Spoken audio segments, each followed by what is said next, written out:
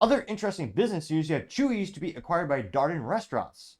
Now, Darden, if you have never heard of them, they're the parent company behind many of the brands you and I know and love. They're famously headquartered out of the good old state of Florida, which, I mean, half the interesting stories these days usually start with Florida Man.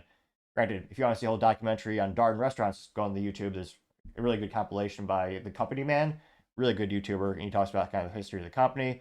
Now, in terms of the current holdings of what this company owns, Darden actually owns Olive Garden, Longhorn Steakhouse, Cheddar's Scratch Kitchen. They also have Capital Grill, Season 52, Bahama Breeze, what is it, Eddie V's, Prime Seafood, Yard House.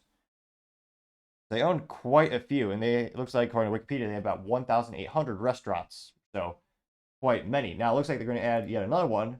Now, a little sad to see a Texas company die, or in this case, be acquired. They're famously a Austin-based company called Chuys, Chuys. And of course, is Tex-Mex, which is, as my grandpa would probably say, is called the bee's knees. I mean, it is the thing that so many people love eating in the great state, or some might argue the great country of Texas, or some people pronounce it Texas. Does not sound as fancy or cool. I actually feel a little. I should put on my Texas hat. I apologize for that faux pas. Now, this is article thanks to Warren Brown, and they say, quote, Austin-based Chuys Tex-Mex acquired by Darden Restaurants for $605 million, which is quite a pretty penny, and very interesting timing. I'm thinking, I suspect they bought him on the low, so to say. At least they should have been negotiating hard, because right now is one of the worst times for the restaurant industry. Many of them are on the precipice of bankruptcy because the revenues are going so down. We got 40-year hyperinflation. A lot of Americans are struggling just to make ends meet. And the number one thing you can cut from your budget is food. So you can alter your grocery bills, and then you can eat out less. So that, I mean, when it comes to budgeting, that is one of the first things you can easily change because it's such a immediate variable. Now, they say that at the price of $37.50 per share, Orlando-based Darden completed the acquisition for $605 million, according to a news release in July 17th earlier. Chuys was founded in Austin on April 16th, 1982. They actually operate 105 restaurants in 15 states, and they are, of course, again, headquartered in Austin. In 12-month period, closing March 31st, they hold in $450.6 million in revenue, or roughly $4.5 million per restaurant. Net income for that time was $30.2 million, which, according to their financial release, which, that's not the best. Yeah, so they bought them for a little over 1 year in revenue. Interesting. Now, Darden CEO Rick Cardenas says, quote, Chuys is a differentiated brand within the full-service industry with a strong performance and growth potential.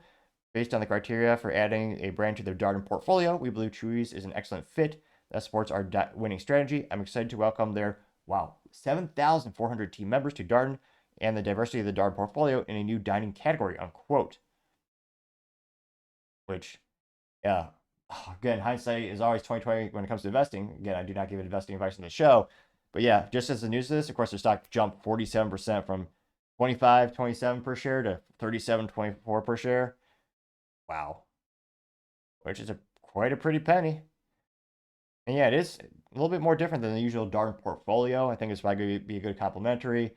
And thankfully, when it comes to a lot of acquisitions, I mean, one of the hesitations or one of the downsides in many cases is the decrease in headcount because there's a lot of redundant roles. In this case, it's one of those unique situations where there might be a little overhead they could eliminate when it comes to supply chain or a couple of those job redundancies. But in the case of the average worker at these companies, like, servers and chefs and cooks and store managers, in this case, thankfully, on average, I don't think there will be much turnover in terms of Chuys employees who will be leaving the company because of the acquisition.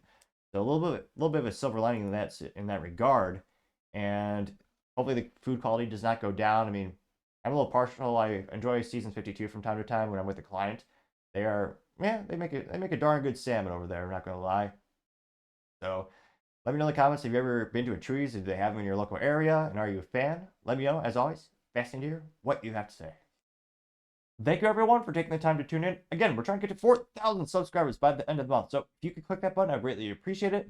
Also, giving me a thumbs up or a thumbs down or comment is a great way to give me some additional feedback, letting me know how I can make the show better and better. Lastly, don't forget to take the time to tell your family, tell your friends, tell your coworkers, heck, tell your enemies, tell anyone and everyone. Just stay safe, fight the good fight.